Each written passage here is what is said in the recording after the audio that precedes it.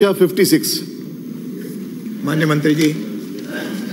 माननीय अध्यक्ष महोदय, केंद्रीय कारागृह जयपुर में जनाधिक्य की समस्या हेतु जयपुर जेल से सजायाफ्ता बंदियों हेतु विशिष्ट केंद्र कारागृह शालावास दौसा संचालित कर दिया गया है।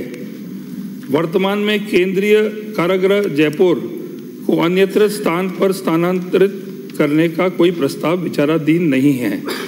भविष्य में वैकल्पिक जमीन की उपलब्धि, कैदियों की संख्या व सुरक्षा एवं वित्तीय संसाधनों की उपलब्धता के आधार पर विचार किया जा सकेगा।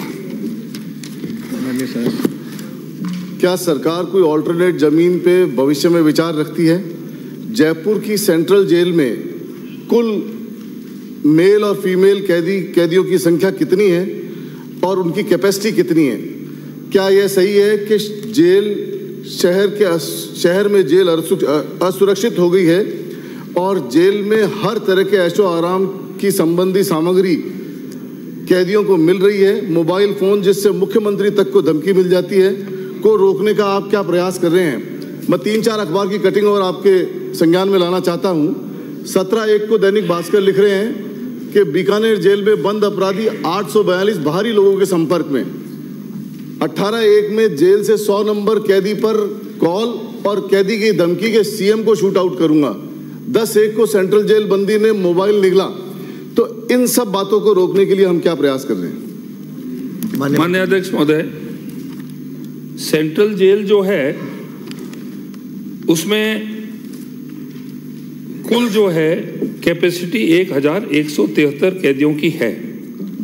जो कन्विक्टेड हैं, जिनको सजा दे दी गई है, वो है 406 और जो अंडर ट्रायल हैं वो है 1181, यानी कि 1587 और कैपेसिटी है 1173।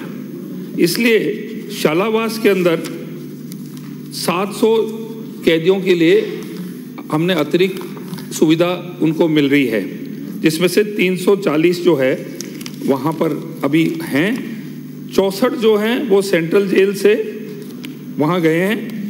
और महिला के बारे में आपने पूछा, जो डिस्ट्रिक्ट जेल महिला की यहाँ है सेंट्रल जेल परिसर में, उसमें 95 महिला कैदी हैं 250 की कैपेसिटी में, और जो मर्द जो हैं उसमें 499 500 में से। मेरा आपके माध्यम से माननीय सदस्य को यही अर्ज है कि अभी आपकी सरकार ने 19 जिले नए बनाए, तो 19 जिले जब आपके नए बने हैं तो उनमें सब में डिस्ट्रिक्ट जेल्स बनेंगी, नंबर 1। और उससे क्या है कि हमारे इन जिलों में से हमारी सबकी जो बड़े बड़े शहर हैं उसकी जो है कैदियों की संख्या वहाँ पर शिफ्ट होगी, नंबर 1।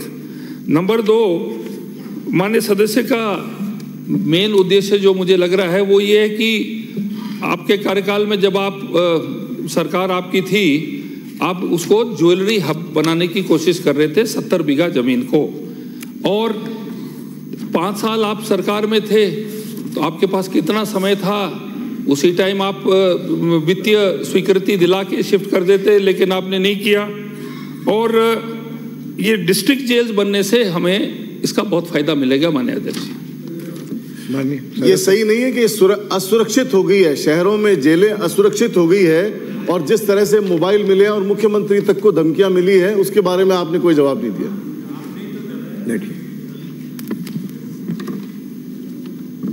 देखिए, असुरक्षित एक चीज है और कैपेसिटी एक चीज है।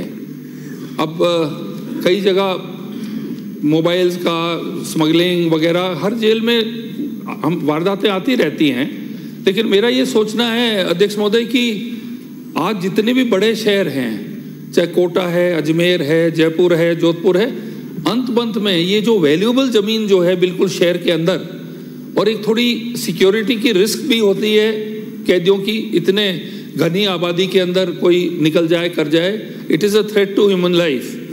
अंत में जो है ये वैल्यूएबल ज़मीन के एवज में इनको शिफ्ट किया जाएगा। वर्तमान में हम विचार करते हैं और इसमें देखते हैं, जैसे मैंने बोला कि काफ़ी जो लोड है हमारा माननीय अध्यक्ष महोदय, ये हमारे जिला जेल जो बनेंगे उससे होगा।